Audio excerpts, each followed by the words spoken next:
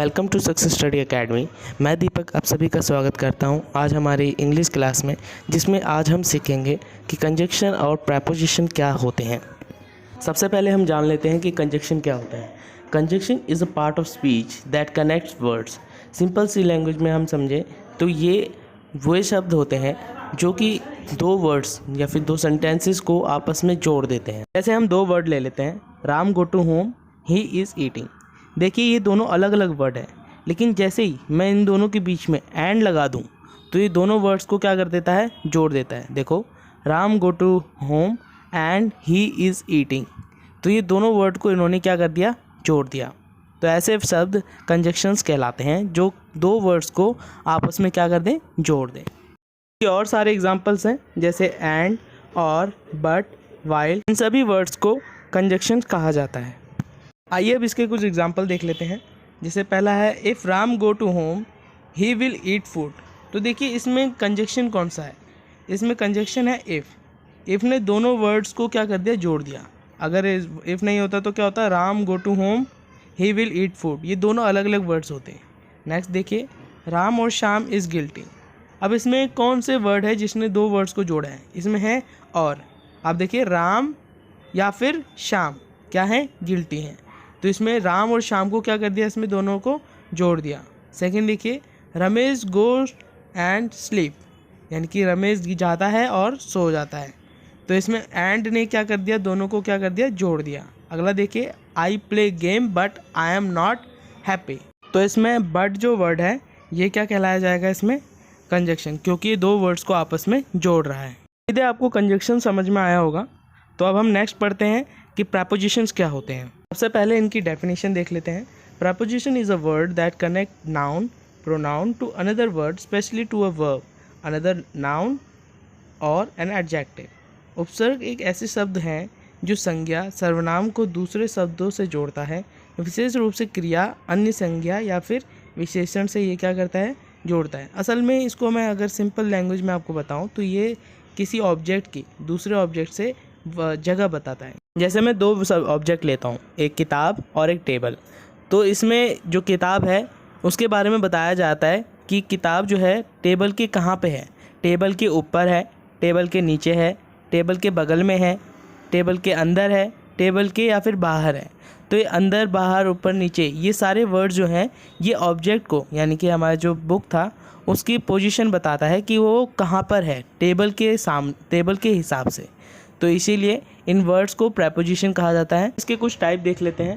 पहला है इन और ऐट का यूज़। इन हमेशा याद रखिएगा बड़े बड़े प्लेसेस के लिए किया जाता है, जैसे टाउन, सिटीज़, कंट्रीज़, इन सब के लिए हमेशा इन यूज़ किया जाता है। जबकि अगर आप ऐड देखें तो ऐड हमेशा स्मॉलेस्ट प्लेस के लिए किया जाता है, छोटे छोटे एरियाज़ के लिए। इसके हम कुछ एग्जांपल देख लेते हैं। एग्जांपल क्या क्या होंगे इसके। पहला, I live at Shastri Nagar इन मेरठ।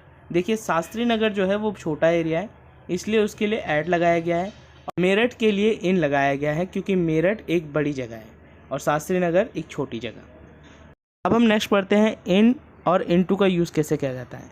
याद रखिएगा इन जो है ये हमेशा यूज़ किया जाता है थिंग जब कोई चीज़ रेस्ट में हो, और इनटू तब यूज़ किया जाता है जब कोई चीज़ मोशन में हो। इन और इनटू को हम बोलते हैं हिंदी में मे के लिए वर्ड यूज़ किया जाता है। किसी को अगर कोई चीज़ एंटर कर रहा है किसी चीज़ के कहीं पे, तो उसके लिए इनटू यूज़ किया जाएगा क्योंकि वो चीज़ मोशन को दर्शाता है कि कोई बाहर से अंदर को आ रहा है। और इन जो है किसी चीज़ के अंदर किसी चीज़ को होना, उसे हम इन बोलते हैं। इसके एग्जांपल्स देखिए, he is shopping in the market. पहला है he is shopping in the market. देखिए शॉपिंग कहाँ पे हो रही है, मार्केट के अंदर, यहाँ कोई मोशन शो नहीं हो रहा, इसलिए इसमें इन लगा है। देखिए, ही जंप इनटू द वेल। अब देखिए जंप कर रहा है और इसमें कुछ मोशन हो रहा है कि वो वेल के अंदर जा रहा है, जंप कर रहा है, इसीलिए इसमें क्या लगा है, इनटू। नेक्स्ट देखिए, ही इज़ इन द ऑफिस। में सिर्फ वह ऑफिस के अंदर है, कोई मोशन नहीं हो रहा है, इसलिए he is in the office में इन लगा है। नेक्स्ट है, snake rolled into the hole. तो देखिए रोल्ड एक मोशन है, इसीलिए इसमें क्या लगा है, इनटू। तो आई होप आप इन और इनटू का यूसेज आपको समझ में आ गया होगा। नेक्स्ट है ऑन और अपॉन का यूसेज। आप ध्यान दीजिएगा, इनको हिंदी में हम ऊपर कहते हैं, ऑन को हम ऊपर कहते हैं, अपॉन भी एक तरफ से ऊपर ही होता है। तो ऑन जो है वो डिनोट करता है पोजीशन को और अपॉन जो है वो डिनोट करता है मोमेंट को। ये सेम इन और इनटू जैसा ही है कि जब कोई चीज़ ऊपर है तो उसके लिए हम क्या लिखेंगे ऑन, और अगर कोई चीज़ ऊपर जा रही है तो उसके लिए हम क्या लिखेंगे अपॉन। चलिए अब इसके एग्जाम्पल देख लेते हैं। पहला है the cat is on the table. तो देखिए कैट जो है वो कोई मूवमेंट नहीं कर रही, इसीलिए उसमें हमने क्या लिखा है ऑन। नेक्स्ट देखिए the cat jump upon the mouse. इसमें कैट ने जंप किया यानी कि उसने मूवमेंट की, इसीलिए यहाँ पे अपॉन का यूज़ किया गया है। आई होप आपको ऑन और अपॉन का भी यूसेज आपको समझ में आ गया होगा। तो हम नेक्स्ट पढ़ते हैं विद और बाय का यूसेज कैसे किया जाता है। तो याद रखिएगा विद जो है वो हमेशा इंस्ट्रूमेंट के लिए यूज़ किया जाता है और जो बाय है वो हमेशा यूज़ किया जाता है एजेंट। एजेंट का मतलब जो उसको कर रहा है। इसके एग्जांपल्स देख लीजिए।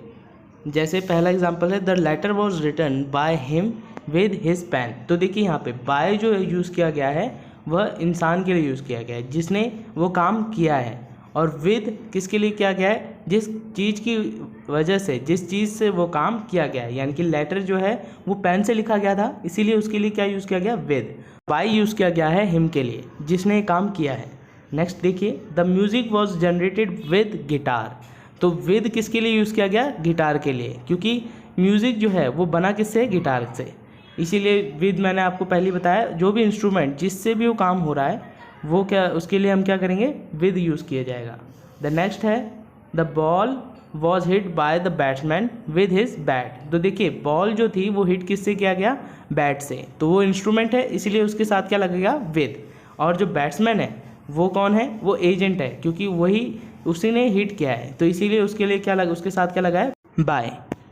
नेक्स्ट में आप सीखेंगे अगो और बिफोर का यूज़ किस तरीके से किया जाता है। दोनों का मतलब भी हिंदी में हम अगर बोलें तो इसको पहले के लिए यूज़ किया जाता है, बट हमेशा याद रखिएगा अगो जो है वो पास्ट टाइम के लिए यूज़ किया जाता है कि कुछ समय पहले, लेकिन बिफोर जो है वो हमेशा दो चीज़ों के बीच में कंपैरिजन के लिए यूज़ किया जाता है कि यह चीज़ इससे पहले था। जैसे मैं इसके एग्जांपल बता दूं, long ago there was a king named Rama. तो देखिए लॉन्ग अगो, अगो इसमें किस लिए यूज़ किया गया, पुराने समय के लिए। अब हम नेक्स्ट पढ़ते हैं Ram existed before Mahabharat fought. देखिए इसमें आपने ध्यान दिया होगा कि बिफोर जो है वो राम के समय और महाभारत के समय को कंपेयर करने के लिए यहाँ पे यूज़ किया गया है। जब दो चीज़ों में कंपैरिजन होता है कि इससे पहले था, इसलिए उन वर्ड्स में हम क्या लगाते हैं, बिफोर। अब नेक्स्ट पढ़िए ही केम बिफोर मी, वह मुझसे क्या हुआ, पहले आया।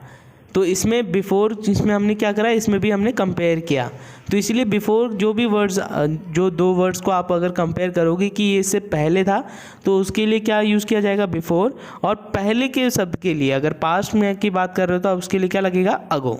तो इस चीज़ पे हमेशा ध्यान रखिएगा।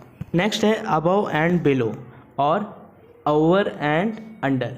तो देखिए अबव एंड बिलो हमेशा याद रखिएगा, ये वर्ड जो है वो हमेशा पोजीशन को डिनोट करते हैं कि वो एक जगह पे स्थिर है, लेकिन ओवर एंड अंडर ये हमेशा मोमेंट या फिर किसी चीज़ को कवर करने को ये दर्शाता है।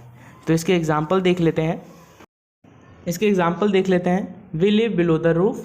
देखिए यहाँ पे बिलो किस लिए यूज़ किया गया है, क्योंकि वो रहते हैं, यहाँ कोई मूवमेंट नहीं हो रही, इसलिए यहाँ पे क्या लगा है, बिलो। नेक्स्ट देखिए स्काई इज़ अबव अस, जो आसमान है हमारे ऊपर है, लेकिन वो मूवमेंट नहीं कर रहा है, इसलिए यहाँ पे क्या लिखा गया है, अबव।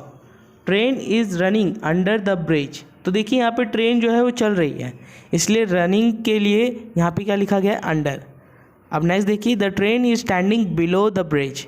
जो ट्रेन है वो स्टैंड हुआ है यानी कि रुका हुआ है बिलो द ब्रिज, तो यहाँ पे मूवमेंट नहीं हो रही, इसीलिए यहाँ पे क्या लगा हुआ है, बिलो। नेक्स्ट है the bird is flying over the pond. जो बर्ड है वो फ्लाई कर रहा है ओवर द पॉन्ड, तो यहाँ पे बर्ड जो फ्लाई कर रहा है वो मूवमेंट हो रही है, यानी कि वो एक जगह से दूसरी जगह जा रहा है, इसलिए यहाँ पे हमने क्या लिखा है, ओवर। तो आई होप आपने above, below, over and under का यूसेज आपने समझ लिया होगा। नेक्स्ट आप सीखेंगे बिटवीन और अमंग के बीच में क्या डिफरेंस होता है।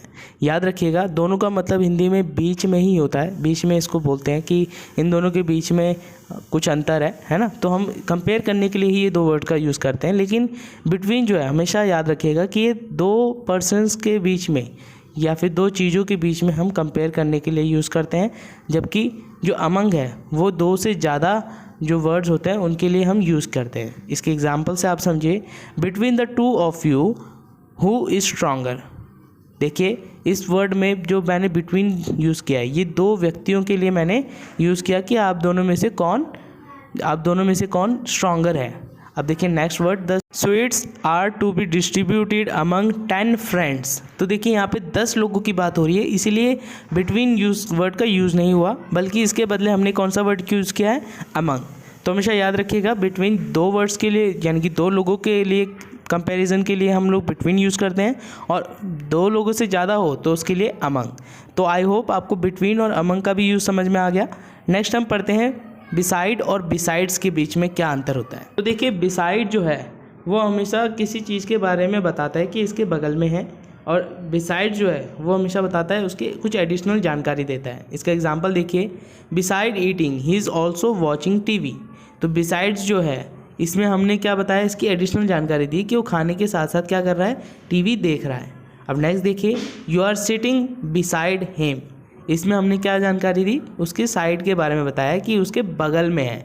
ठीक है, तो बिसाइड जो होता है वो बगल के लिए यूज़ किया जाता है, और बिसाइड्स एडिशनल जानकारी देने के लिए यूज़ किया जाता है। टिल। तो याद रखिएगा टिल और अप टू में क्या अंतर होता है। टिल जो है वो टाइम को बताता है, और अप टू जो है वो प्लेस को बताता है। इसके एग्जाम्पल से आप समझिए, we shall work till 5 PM, यानी कि हमें टिल 5 PM तक हमें क्या करना पड़ेगा, काम करना होगा। तो इसके लिए हमने क्या करा, टिल, क्योंकि यहाँ पे हमने समय को यूज़ किया है। नेक्स्ट है we walked up to the station, हमें स्टेशन तक जाना होगा, तो इसलिए इसके लिए क्या यूज़ किया गया है, अप टू। तो आई होप आपको बेसिक जो कंजक्शन और प्रेपोजिशन है वो आज आपको क्लियर हो गए होंगे। तो आज की क्लास में इतना ही। Thank you.